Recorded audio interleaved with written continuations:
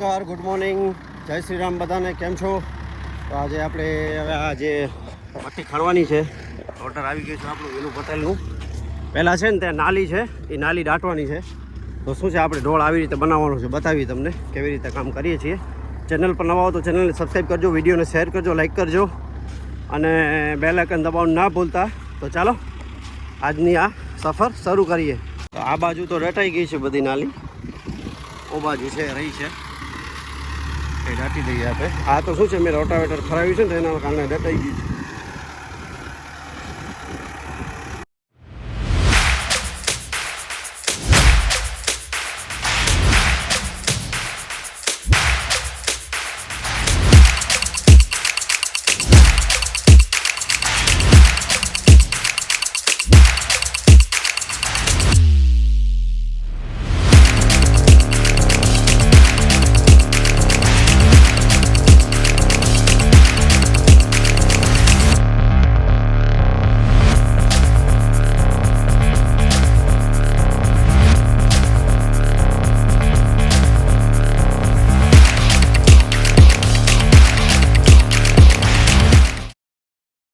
આ થઈ ગયું છે આટલું, આ બધી ડટાઈ ગઈ છે. હવે થોડું કર્યું છે 15-1 ફૂટ જેવું.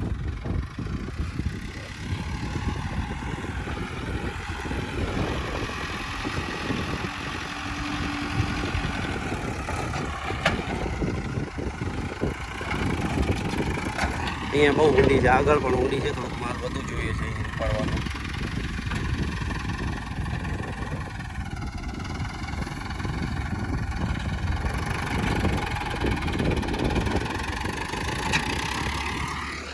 બાજુ તો આપણે રમેશભાઈ બેઠા છે, ત્યાં તો ઓછું છે, ત્યાં બહુ નથી. આ બાજુ જ ઘણું છે, કારણ કે ત્યાં છે ને ઓછો ઢોળ હતો, ત્યાં આ બાજુ ઢોળ કરવો પડે ને. આ બાજુ નીચું છે એટલે ત્યાં ઢોળ ઓછો જોઈએ, પાણી ભરાય એટલે આવી રીતે આ બાજુ ઢોળ કરેલો હોય તો સીધું થઈ જાય.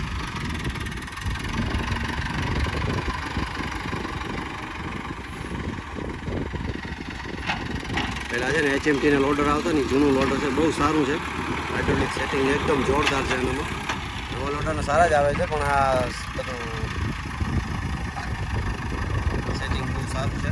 સિંગલ જોયસ્ટિકથી ઓપરેટ થાય છે. પહેલાં ડબલ હતી, આ લોકોએ સિંગલ કરાવીને 25 પછી ત્યારે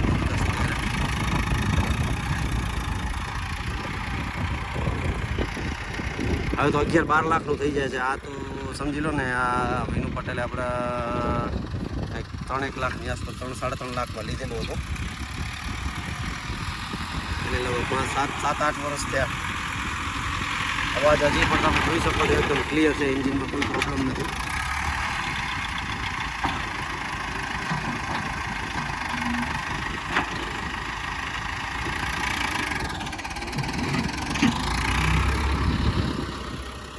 આટલું જ રહ્યું છે, 2-3 બકેટનું કામ છે. મિત્રો આ તો પૂરું થઈ ગયું. હવે ખાલી આમ થોડુંક લેવલ કરવું છે ને, બાકી જરાક ઘણું છે બાકી છે, પછી આપણે ટેલો કરવાનું ચાલુ કરી દઈએ.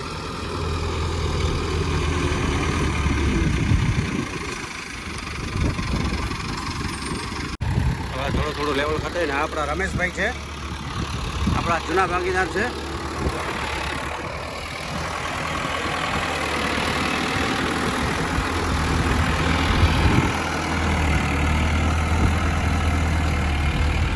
આ જ માલ ખણીને પછી બાજુ દાટી નાખશે, થોડી છે.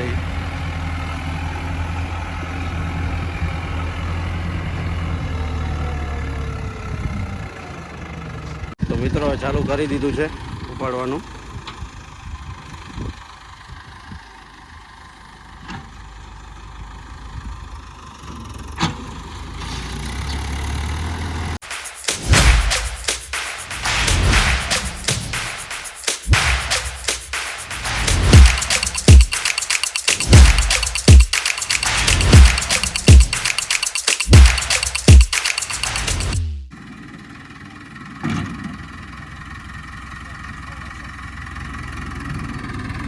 મિત્રો એક ટ્રોલર ભરાઈ ગયું છે, હવે ત્યાં ઠલાવવા જશું.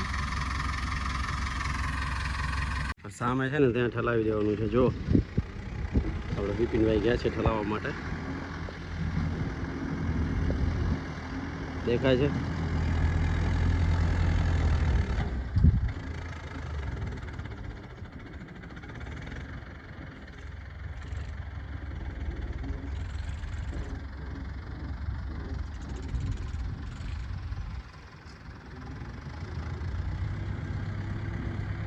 સામે ત્યાં ઠલાવે છે.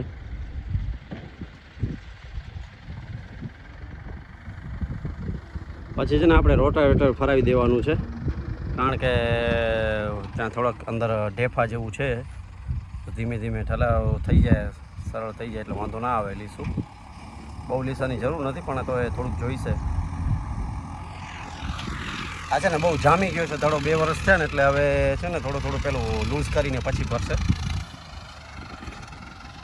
તો મિત્રો 2 ટ્રેલર બીજું ઠલાવા ગયા છે, 2 ભરાઈ ગયા છે. તો આ જરાક સરખું કરીને માલ લૂઝ કરી નાખે તો જલ્દી ખણાતા આવે. એટલા માટે કોઈને પણ લોડરનું કામ હોય આપણા ગઢસીસા એરિયામાં તો વિનુ પટેલનું કોન્ટેક નંબર નાખી દઈશ. વિનોદભાઈ પટેલ, દુજાપર ગામ, તાલુકો માંડવી.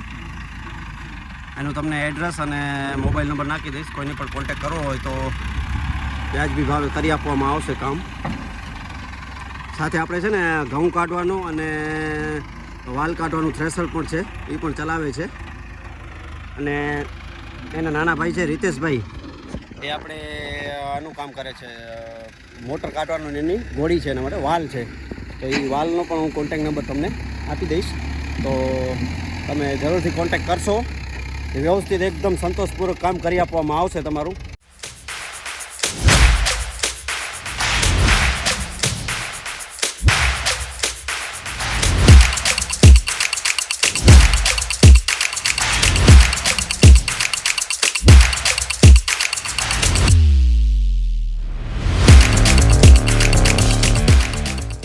તો મિત્રો આપણે લોડરની હાઇડ્રોલિક લાઇન તૂટી ગઈ છે, આ બદલાવાની છે નવી.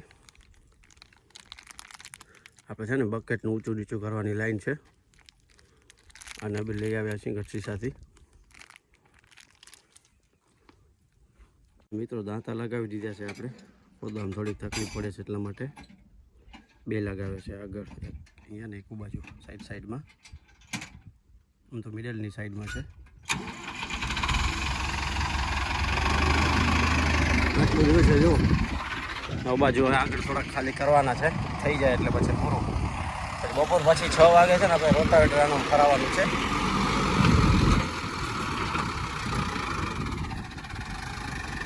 આટલું ઓછું તાકાત કરવી પડે, જો ખોદી નાખે છે. તો મિત્રો બધો માલ ખણાઈ ગયો છે. હવે છે ને રસ્તો ઉતારવાનો બનાવી છીએ. જેમ થાય છે જોઈએ, થોડોક માલ વધશે તો પછી આ બાજુ લઈ લેશું, કરી લેશું. આટલે સુધી હતો માલ, આ બધો માલ અહીંયાથી આમ સુધી હતો, બધો ઉપાડી લીધો છે. વ્યવસ્થિત રીતે સ્લોપમાં આપણે રસ્તો બનાવી દેવાનો છે. સામે છે ને ત્યાં ઉતરવાનો રસ્તો છે ને, એને સીધું કરી દેવાનું છે.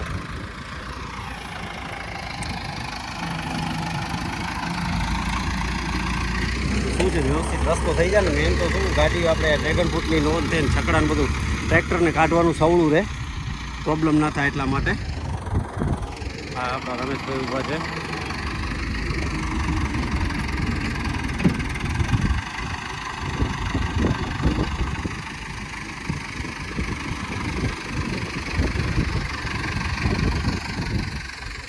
હું આ તમને બતાવીશું કેટલી ટોલી ચલાવી છે. તો મિત્રો આપણો રસ્તો બની ગયો છે આવી રીતે, સીધો સામે.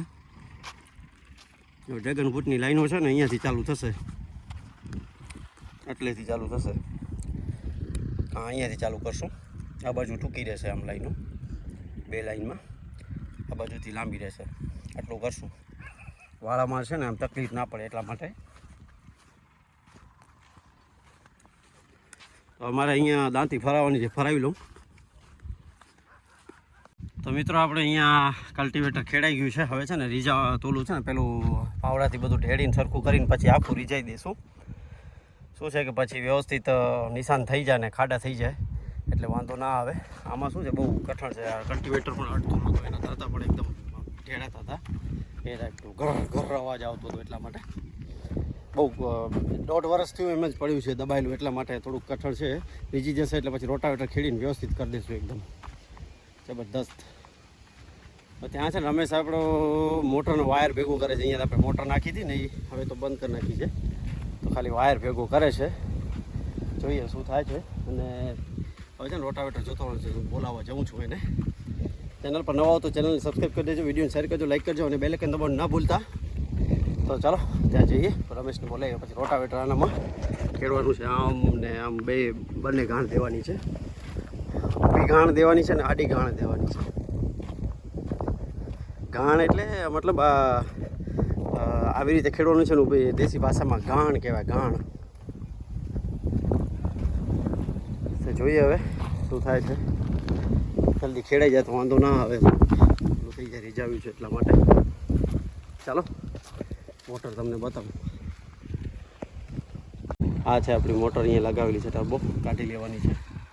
તો શું છે પછી આપણે બીજી ઘરે રાખી દઈશું, લાઈન પણ ભેગી કરી દઈશું તો ભવિષ્યમાં કામ લાગે.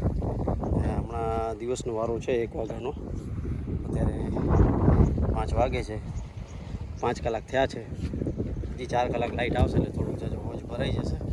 ત્યાં પણ રીઝાવાનું ચાલુ છે. નીચેનો ભાગ છે ને રીઝી ગયો છે, ઉપરનું બાકી છે. એ રીઝાવીને પછી ઓલું થઈ જશે એટલે રીઝાવી દેશો એટલે રીઝાવાનું કામ આપણું પૂરું થઈ જશે બધું. પછી ઓ બાજુ છે ને હળ ખેડવાનું છે, ત્યાં પૂરું થઈ જાય પછી હળ ખેડી દઈએ. હળમાં તો હજી ઉતાવળ નથી એટલે વાંધો નહીં આવે. આ બધો કચરો છે ને બધો સાફ કરવાનો છે. જોઈએ શું થાય છે હવે, કે મને એમ જલ્દી કરાવી દઈએ. વાયર ભેગું કરી દઈએ એટલે થઈ જાય બધું, સાઈડમાં નાખી દઈએ. તો ચાલો વિડીયોને કરી અહીંયા મળીએ નેક્સ્ટ બ્લોગમાં. ત્યાં સુધી બધાને આવજો, બાય બાય, જય શ્રી રામ.